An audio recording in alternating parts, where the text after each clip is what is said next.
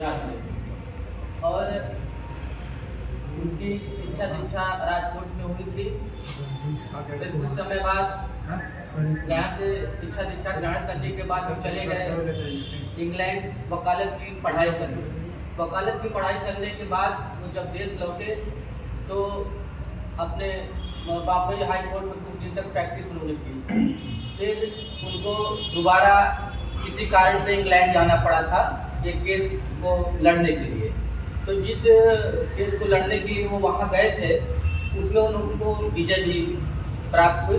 इसलिए उनका नाम दक्षिण अफ्रीका में वहाँ बहुत प्रचार प्रसार हुआ उनका। उनको जानने वाले लोग भी वहाँ काफ़ी संख्या में हो गए और वहाँ उन्होंने रंगभेद का भी सामना किया था। ऐसा नहीं कि जो रंगभेद अंग्रेजों द्वारा भारत में किया जा रहा था वो इंग्लैंड में दक्षिण अफ्रीका में ना रहा। वो भी उस समय गुलाम था और वहाँ भी गोरू कालू का बड़ा ही भेदभाव था।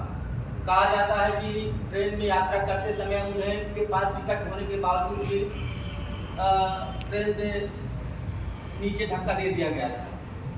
तो इन सबको दूर करने के लिए वहाँ भी उन्होंने एक अपना एक आश्रम बनाया था जहाँ से इन सब बुराइयों को दूर करने के लिए वो सभाएं करते थे। काफ़ी वहाँ उन्होंने सुधार किया। उसके बाद इनको अपने देश में बुलाया गया। जब वहाँ उन्होंने काफ़ी सुधार किया तो लोगों को लगा कि गांधी जी अगर वहाँ उतना सब कुछ कर सकते हैं तो हमारे देश में जो अंग्रेजों द्वारा हम लोगों को प्रताड़ित किया जा रहा है सदियों से, उससे मुक्ति ये दिला सकते हैं। तो भारत में आने के बाद इन्होंने पहले अपने गुरु से ये पूछा कि साहब कैसे हम जो है अपने देश को अंग्रेजों से मुक्त कराएं। गुरु जी ने कहा कि आप जो है पहले देश का भ्रमण करें, चुपचाप करें, किसी से बोले समझे ना, उनके दुख दर्द को देखे समझे। उसके बाद वो जो है देश का भ्रमण किए। जब सारी जानकारी उनको प्राप्त हुई तो उन्होंने तमाम प्रकार से सत्याग्रह किए। जैसे बिहार में एक था नील सत्याग्रह। तो एक सभा की गई थी लखनऊ में। वहाँ उनसे राजकुमार शुक्ला जी मिले, बुलाए, बताया कि साहब इस घटिया व्यवस्था चल रही है बिहार में जिससे जो है किसान वहाँ के बहुत परेशान है। किसानों की दशा ये थी कि किसान 3 कट्टिया मतलब कि 21 कट्ठा में 3 कट्ठा जो खेती थी उस पर नील की खेती करनी जाती थी। तो जबरन खेती करवाई जाती थी अंग्रेजों से बिहार के लोगों से। और जब वो खेती करने से मना करते थे तो उन पर तरह तरह की यातनाएं, जैसे पशुओं के द्वारा उनके फसल को नष्ट कर देना, या जो वहाँ के बुनकर हैं उनकी भी समस्याएं थी। तो बुनकरों के ऊपर जब ज़्यादा प्रेशर दिया गया कि तुमको हमारा ही काम करना है, तो तमाम बुनकरों ने अपने अंगूठे कटवा लिए कि ना अंगूठा रहेगा, ना हम काम करेंगे, ना तुम्हारी भी हम बात मानेंगे। तो ये रहा वहाँ का। फिर अहमदाबाद में मिल मजदूर आंदोलन, फिर खेड़ा सत्याग्रह, ऐसे तमाम प्रकार के सत्याग्रह में ये बहुत महत्वपूर्ण भूमिका निभाए।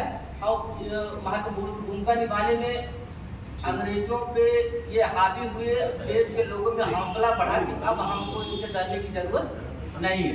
तो जब ऐसा लोग देश के लोगों में, किसानों में और जो नौकरी पेशा में थे सब में जो इस तरह का विचार आया तो एक लोगों में आत्मविश्वास बढ़ा कि अब हम अंग्रेजों से लड़ सकते हैं, इनको भगा सकते हैं।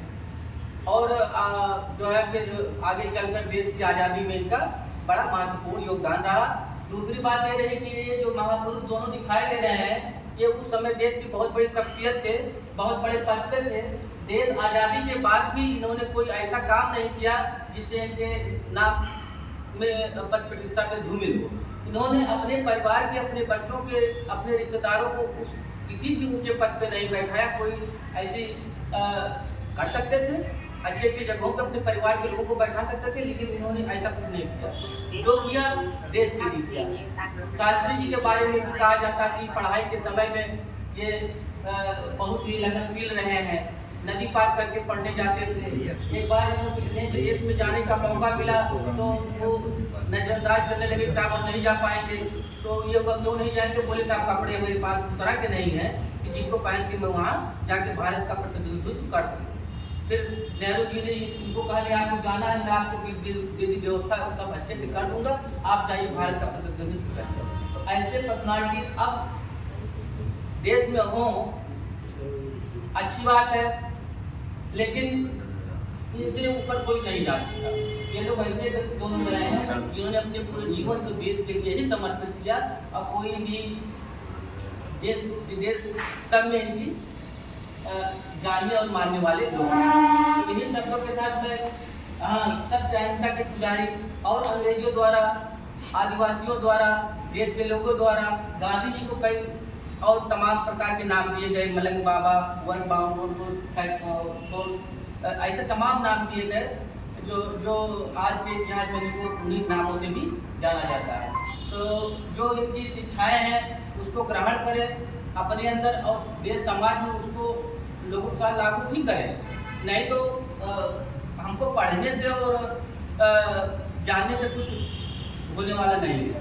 तो जो उन्होंने रास्ता दिखाया है देश के लिए, उसको माने, उसी तरह से अपने व्यवहार में हम लावें। इन्हीं शब्दों के साथ तो मेरा सादर प्राप्ति।